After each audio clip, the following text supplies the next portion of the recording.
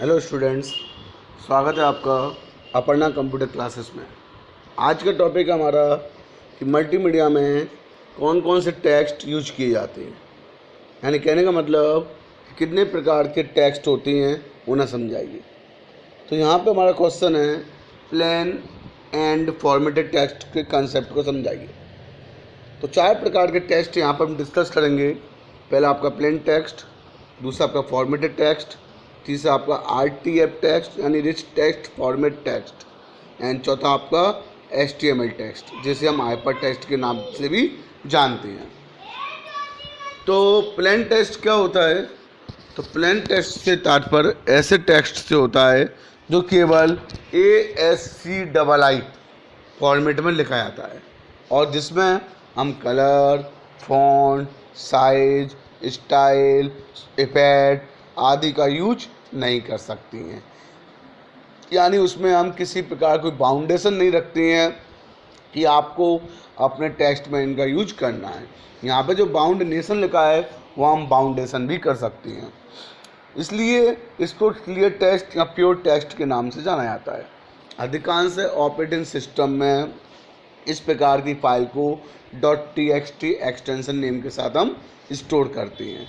इस तरह के टेक्स्ट का यूज सिंपल सीक्वेंशियल फाइल में किया जाता है। सीक्वेंशियल मतलब एक प्रकार से क्रमिक फाइल, यानी जिसमें आपकी इंफॉर्मेशन बिना फॉर्मेटिंग के सीक्वेंशियल फाइल के नाम से जानते हैं और इन फाइल को आसानी से पढ़ा भी जा सकता है।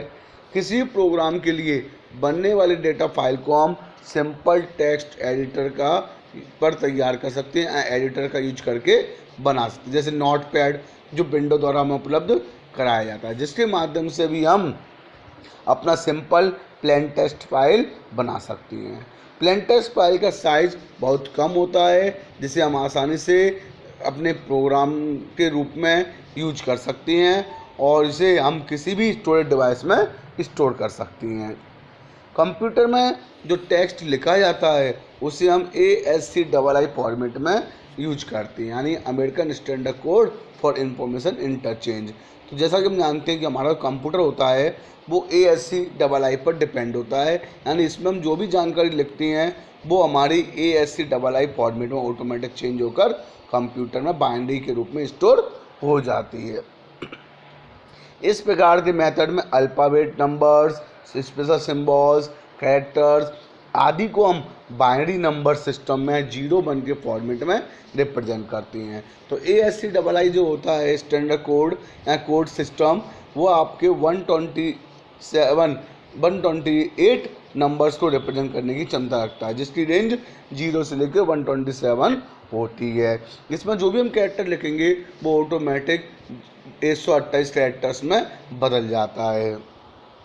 दुनिया भर में उपयोग होने वाले लगभग सभी कंप्यूटर्स ASCII पर डिपेंड करते हैं और इसमें हम इंफॉर्मेशन को स्टोर करने के लिए उपयोग में लाते हैं। तो ऐसे टेक्स्ट जो नॉर्मल बिना किसी फॉर्मेटिंग के लिखे जाते हैं तो उन्हें हम प्लेन टेक्स्ट कहते हैं। दूसरी बात करते हैं हम फॉर्मेटेड टेक्स्ट क्या होती हैं। तो फॉर्मेटेड टेक्स्ट से तात्पर्य ऐसे टेक्स्ट से होता है जिसमें हम टेक्स्ट को लिखते समय उसमें फॉन्ट का size, font face, type face, colour, style, effect, superscript, strike through, underline आदि का यूज करते हैं। तो ऐसे टेक्स्ट हमारे फॉर्मेटेड टेक्स्ट कहते हैं और जो प्लेन टेक्स्ट का ही अट्रैक्टिव या आपका फॉर्मेटेड रूप होता है, जिसमें आपके प्लेन टेक्स्ट की तुलना में फाइल का साइज थोड़ा बढ़ जाता है और इसमें लिखा हुआ टेक्स्ट हमें अधिक प्रभावशाली रूप से दिखाई देता है और जिसको समझने में जिसमें हेडिंग, अंडरलाइंस या फिर सब हेडिंग को अलग अलग साइज में रिप्रेजेंट किया जाता है। तो ऐसे टेक्स्ट को हम रिच टेक्स्ट फाइल के नाम से भी जानते हैं। इस प्रकार के टेक्स्ट को बनाने के लिए वर्ड प्रोसेसर, वेब पब्लिशर या फिर आपका पेज मेकर, कोरल ड्रॉ आदि सॉफ्टवेयर का यूज किया जाता है और इन टेक्स्ट को देखने के लिए भी कुछ अलग सॉफ्टवेयरों का यूज भी किया जा सकता है। यदि आप कोई भी फॉर्मेटेड टेक्स्ट को किसी प्लेन टेक्स्ट सॉफ्टवेयर में यूज करते हो तो उसमें लगी हुई फॉर्मेटिंग ऑटोमेटिक हट जाती है, क्योंकि वह फॉर्मेटिंग उस सॉफ्टवेयर में सपोर्ट नहीं की जाती है। तो इसलिए जब भी हम कोई फॉर्मेटेड टेक्स्ट का यूज करते हैं तो उसके लिए हमें कुछ स्पेशल सॉफ्टवेयर की भी आवश्यकता होती है। फॉर्मेट टेक्स्ट को बनाने के लिए कई प्रकार के सॉफ्टवेयर यूज किए जाते हैं, जैसे MS Word, Open Office Writer, Publisher, Page Maker, Corel Draw आदि का यूज कर सकती हैं, और जिसके माध्यम से हम अपने डॉक्यूमेंट को अधिक फॉर्मेटेड कर सकती हैं। और इसमें बनने वाले डॉक्यूमेंटों का एक्सटेंशन नेम .doc होता है, यहाँ पे .rtf होता है। तो अभी हमने यहाँ पे बात किया है प्लेन टेक्स्ट के बारे में और फॉर्मेटेड टेक्स्ट के बारे में। अब हम बात करते हैं यहाँ पर RTF टेक्स्ट के बारे में और HTML टेक्स्ट के बारे में। RTF फॉर्मेट को रिच टेक्स्ट फॉर्मेट कहते हैं, यानी एक प्रकार का फॉर्मेटेड टेक्स्ट का ही रूप होता है जिसमें हम अधिक प्रकार की फॉर्मेटिंग का यूज करते हैं। RTF फॉर्मेट एक ऐसा फॉर्मेट या स्पेसिफिकेशन होता है जो एप्लीकेशन के मध्य आसानी से ट्रांसफर करने के लिए फॉर्मेटेड टेक्स्ट या ग्राफिक्स को एनकोड करने की प्रोसेस रखता है। यानी इसमें कुछ ऐसे टूल्स होती हैं जो हमारे किसी भी फाइल में किसी भी टेक्स्ट को फॉर्मेटेड कर सकते हैं या उस टेक्स्ट के साथ साथ ग्राफिक्स को भी रिप्रेजेंट कर सकती हैं और उन्हें अन्य प्रोग्राम में एनकोड करने की क्षमता रखती हैं। दूसरे शब्दों में हम कह सकते हैं कि RTF cross platform document interchange के लिए बनाया गया है, जिसे माइक्रोसॉफ्ट कंपनी द्वारा 1987 में डेवलप किया गया था। यानी इसका यूज हम विभिन्न प्रकार के फॉर्मेटेड डॉक्यूमेंट के मध्य अपनी फाइल को ट्रांसफ़र करने के लिए यूज में ला सकती हैं। अधिकतर word processor text format document को रीड राइट करने की क्षमता रखते हैं।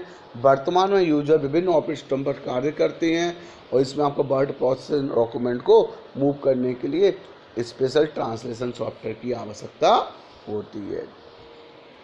कहने का मतलब कि आप जब कोई डॉक्यूमेंट में फॉर्मेटिंग कर रहे हो तो उसके अंदर RTF स्पेसिफिकेशन का होना आवश्यक है, तभी आप अपने फॉर्मेटेड टेक्स्ट को आसानी से अपने कंप्यूटर बेस्ड एप्लीकेशन प्रोग्राम में कन्वर्ट कर सकते हो।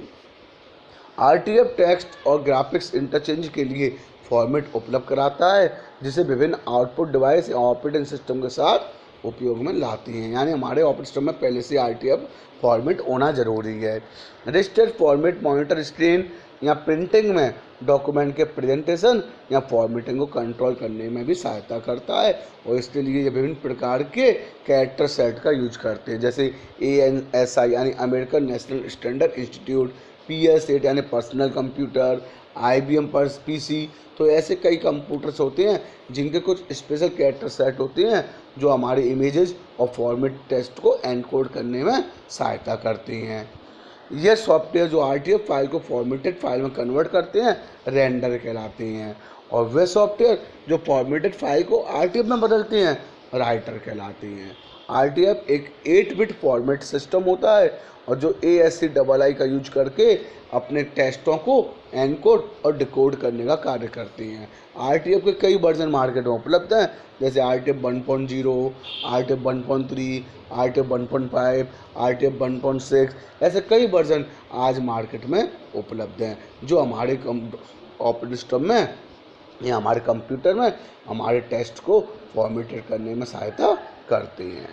अब हम बात करते हैं यहाँ पर HTML टेक्स्ट के बारे में कि HTML टेक्स्ट क्या होता है। जैसे मैं आपको बताया था अभी हाइपर टेक्स्ट, तो हाइपर टेक्स्ट एक ऐसा टेक्स्ट होता है जो वेब पेज में दो फाइलों के मध्य हाइपर लिंक के रूप में कार्य करता है। यहाँ पर हम कह सकते हैं कि वे पेजेज जो वेब पेज के रूप में यूज किए जाते हैं या जिन्हें ब्राउज़र पर दिखाया जाता है उन पर जो टेक्स्ट लिखा होता है उसे हम हाइपर टेक्स्ट कहते हैं, और उसमें जो जो जानकारी यूज की जा रही है जैसे टेक्स्ट, ऑडियो, वीडियो, तो सभी कंपोनेंट आपके हाइपर मीडिया कहलाते हैं। तो HTML एक ऐसी लैंग्वेज है जिसके माध्यम से हम अपने वेब पेजों को तैयार कर सकते हैं, जिसे 1991 में बर्नर्स-ली द्वारा बनाया गया था। इसके आज भी कई वर्जन मार्केट में उपलब्ध है नए फीचर्स के साथ।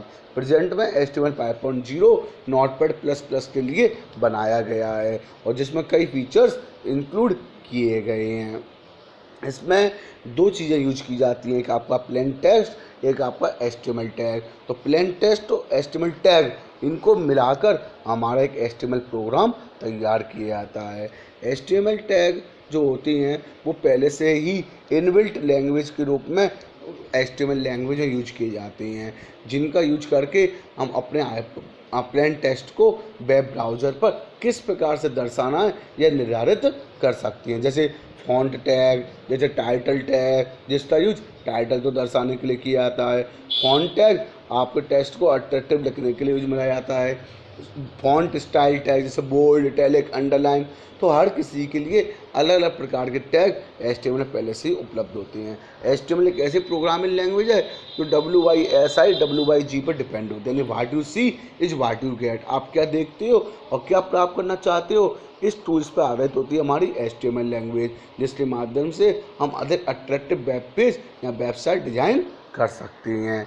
HTML के अंदर हम फॉर्मेटिंग करने के लिए एट्रीब्यूट का यूज करती हैं, जिनका यूज हमेशा HTML के ओपन टैग में किया जाता है। जैसे बॉडी के कलर को बदलने के लिए हम BG कलर एट्रीब्यूट का यूज करती हैं। टेबल की हाइट को बदलने के लिए हम हाइट एट्रीब्यूट का यूज करती हैं। इमेज के साइज को बदलने के लिए हम हाइट एंड विड्थ एट्रीब्यूट का यूज करते हैं। तो ऐसे बहुत सारे एट्रीब्यूट होती हैं जिससे हम अपने HTML पेजेस को अधिक अट्रैक्टिव बना सकते हैं।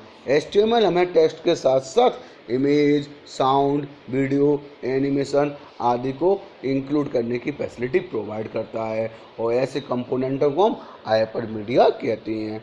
तो यहाँ पे हमने बात की थी HTML टेक्स्ट के बारे में, RTF टेक्स्ट के बारे में, प्लेन टेक्स्ट के बारे में एंड फॉर्मेटेड टेक्स्ट के बारे में। यही चीज़ें मैं आपको एक फाइल के माध्यम से भी और बता सकता हूँ। जैसे यहाँ पर दिया गया प्लेन टेक्स्ट के बारे में, तो प्लेन टेक्स्ट एक ऐसा टेक्स्ट या फाइल या डॉक्यूमेंट का संग्रह होता है जिसमें केवल टेक्स्ट होता है, और यह टेक्स्ट एक जैसा ही लिखा होता है, यानी इसमें किसी प्रकार का colour, font style, border, bold, underline का यूज नहीं होता है। और इसके अपोजिट एक और टेक्स्ट होता है जो विभिन्न प्रकार के कलर, डिजाइन, स्टाइल में लिखा रहता है, बोल्ड साइज में लिखा रहता है, उसे हम रिच टेक्स्ट फॉर्मेट कहते हैं। और आपके जो प्लेन टेक्स्ट होते हैं उसमें हम किसी प्रकार की फॉर्मेटिंग का यूज नहीं करते हैं। माइक्रोसॉफ्ट आपका जो ऐसा प्रोग्राम है, वर्ड एक ऐसा प्रोग्राम है जो आपके माइक्रोसॉफ्ट विंडो एक आपका एक ऐसी ऑपरेटिंग सिस्टम होता है जो हमें प्लेन टेक्स्ट बनाने के लिए नोटपैड जैसा एनवायरनमेंट प्रोवाइड करता है, जिसकी सहायता से हम .txt एक्सटेंशन नेम के साथ अपने प्लेन टेक्स्ट को एक फाइल के रूप में यूज कर सकती हैं, और इसमें हम किसी प्रकार की फॉर्मेटिंग नहीं कर सकती हैं। सिर्फ हम इसमें फॉन्ट, फेस, साइज बदल सकती हैं, लेकिन सभी टेक्स्ट का एक जैसा फॉन्ट, एक जैसा साइज ही रख सकती हैं। अलग अलग फॉन्ट साइज का यूज नहीं कर सकती हैं। फॉर्मेटेड टेक्स्ट वह टेक्स्ट जिसमें हम अपनी इंफॉर्मेशन को अट्रैक्टिव बनाने के लिए फॉर्मेटेड शब्द को जोड़ती हैं, यानी अपने टेक्स्ट में bold, italic, underline, strike through आदि फॉर्मेटिंग का यूज करते हैं। तो ऐसा टेक्स्ट हमारा फॉर्मेटेड टेक्स्ट के नाम से जाना जाता है। और किसी भी टेक्स्ट को फॉर्मेटिंग करने के लिए उस ऑपरेटिंग सिस्टम और एप्लीकेशन सॉफ्टवेयर की आवश्यकता होती है। फॉर्मेटेड टेक्स्ट में हम font size, font colour, style आदि का यूज कर सकती हैं, जिससे हमारी टेक्स्ट की क्वालिटी बढ़ जाती है और उसका साइज भी बढ़ जाता है। किसी अच्छे मल्टीमीडिया प्रेजेंटेशन को बनाने के लिए हमें टेक्स्ट में निम्न बातों को ध्यान रखना आवश्यक है। जैसे हम अपने टेक्स्ट को अपर लेटर, स्मॉल लेटर में भी लिख सकते हैं, उन दोनों के कॉम्बिनेशन में भी लिख सकती हैं, जिससे पढ़ने में हमें आसानी होती है। अपने टेक्स्ट की इंफॉर्मेशन को हम यहाँ पे तो पूरा अपर केस में लिखें या पूरा स्मॉल लेटर में लिख सकती हैं। टेक्स्ट में आपके जो वाक्य होते हैं, सेंटेंस होते हैं, उसमें अधिक से अधिक 60 कैरेक्टर्स हो सकती हैं, और आपका जो पैराग्राफ है वो 2 पेजों में नहीं होना चाहिए। और टेक्स्ट में मार्जिन का यूज और लाइन स्पेसिंग का यूज भी होना चाहिए। कंप्यूटर स्क्रीन के लिए इंग्लिश फॉन्ट के लिए हम 12 फॉन्ट का और हिंदी के लिए हम 14 फॉन्ट का यूज कर सकती हैं। तो ऐसे हम टेक्स्ट को लिखने का कार्य करते हैं। अब बात करते हैं हम RTF फॉर्मेट के बारे में। जैसा कि मैंने आपको बताया कि RTF माइक्रोसॉफ्ट द्वारा डेवलप किया गया है, और जिसका यूज ASCII डॉक्यूमेंट में इंफॉर्मेशन को लिखने के लिए यूज में लाया जाता है। तो यहाँ पर इंफॉर्मेशन दी गई है जिसे आप पढ़ सकते हैं, समझ सकते हैं। और इसके बाद हाइपर टेस्ट जो मैंने आपको बताया, तो हाइपर टेस्ट यानी ऐसे टेस्ट जो वेब पेज को बनाने के लिए उपयोग में लाई जाती हैं। तो यहाँ पे एक्स्ट्रा इन्फॉर्मेशन आपको प्रोवाइड की गई है जिसके माध्यम से आप अधिक से अधिक जानकारी इस टेस्ट के बारे में जान सकते हैं, समझ सकते हैं। यहाँ पर जैसा कि आपको दिया गया है HTML, बॉडी, ये सब टैग कहलाती हैं जिनका यूज वेब पेज को बनाने के लिए किया जाता है। तो यहाँ पे हमने टेक्स्ट के बारे में बात की, कितने प्रकार के टेस्ट होती हैं। यदि किसी प्रकार कोई डाउट्स है तो आप कमेंट के माध्यम से पूछ सकती हैं। और यदि आपको वीडियो पसंद आई हो तो आप उसे लाइक कीजिए और सब्सक्राइब चैनल को कीजिए। धन्यवाद।